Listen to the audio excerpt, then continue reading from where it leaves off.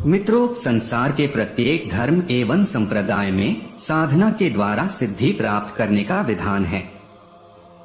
भारतीय धर्म एवं संस्कृति में ईश्वर प्राप्ति के मुख्य 4 साधन बताए गए हैं: ज्ञान मार्ग, योग मार्ग, कर्म मार्ग तथा भक्ति मार्ग। इनमें से किसी को भी अपनाकर साधक अपने इष्ट को प्राप्त कर सकता है।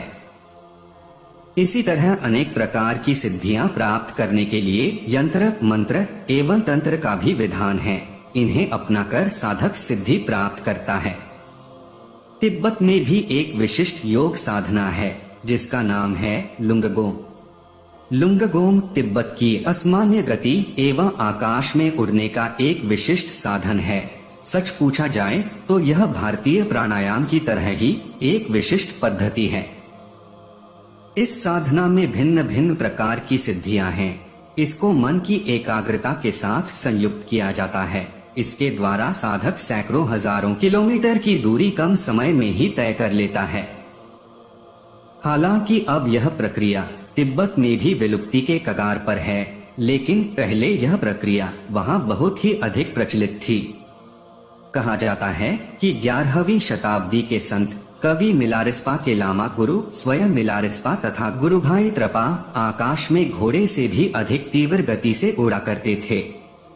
मिलारेस्पा ने तो स्वयं कहा है, मैंने एक बार अत्यधिक सुदीर्घ मार्ग जो महीनों एवं वर्षों में पार हो पाता, बहुत ही कम समय में पार कर लिया।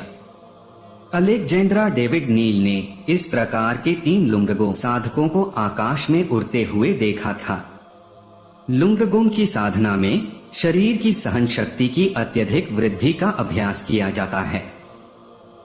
इस प्रक्रिया के सिद्ध होने पर साधक निरंतर अनेक दिन अहोरात्र तब तक चलते रहते हैं जब तक कि वे अपने गंतव्य स्थल तक पहुंच नहीं जाते।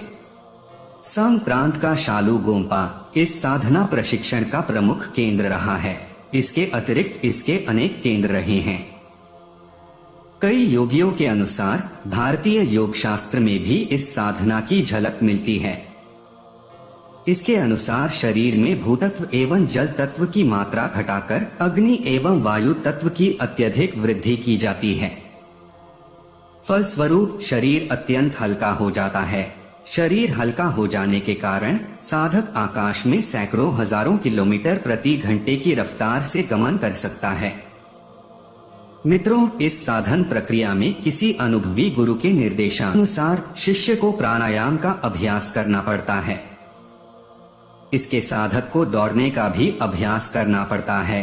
फिर वह गुरु द्वारा उपदिष्ट मंत्र विशेष का कुछ काल तक जप एवं ध्यान करता है।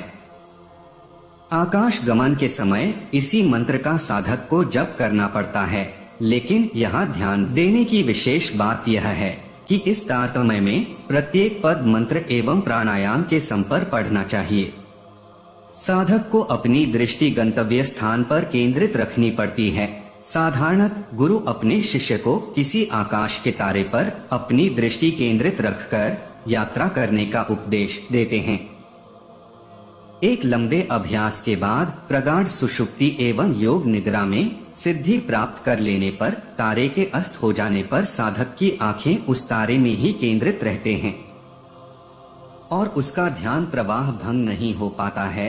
दीर्घ अभ्यास के बाद साधक के पैर पृथ्वी का संस्पर्श छोड़ देते हैं और साधक वायुमंडल में तैरने लगता है। यह एक ऐसी योग निद्रा है जिसमें साधक को अपने देह शरीर के भार का अनुभव ही नहीं होता है, क्योंकि वह अत्यंत हल्का हो जाता है। इस साधना का अभ्यास शाम के समय चांदनी में किसी समतल भूमि वाले लंबे चौड़े रेगिस्तानी मैदानों आदि में किया जाता है। शुरुआत में साधक दोपहर, तृतीय प्रहर जंगल, उपत्यका और पहाड़ के व्यवधानों पर विजय नहीं कर पाते और इसी प्रकार तारों के अस्त हो जाने पर अग्रवर्ती यात्रा भी नहीं कर पाते। वे मार्ग में ही रुक जाते हैं। लेकिन अनुभवी गुरुओं के लिए ये व्यवधान कोई अर्थ नहीं रखते। यदि आपने कथा सागर पढ़ा होगा तो आपने देखा होगा कि इसकी आरंभिक कथाओं में इस प्रकार के आकाश गमन की यात्राओं का कई स्थानों पर उल्लेख हुआ है। पुराणों में पादुका सिद्धि, लेप सिद्धि आदि के द्वारा आकाश गमन की अनेकों कथाएं मिलती हैं। आज भले ही यह विद्या योग्य गुरु एवं शिष्य के अभाव में लुप्त हो गई हो, लेकिन इसमें कोई आश्चर्य की बात नहीं कि पहले के साधक आकाश मार्ग से गमन करते थे। इस विद्या में भगवान बुद्ध और आचार्य शंकर भी निष्णात थे। पहले के ऋषि मुनि इस विद्या में निष्णात होते थे।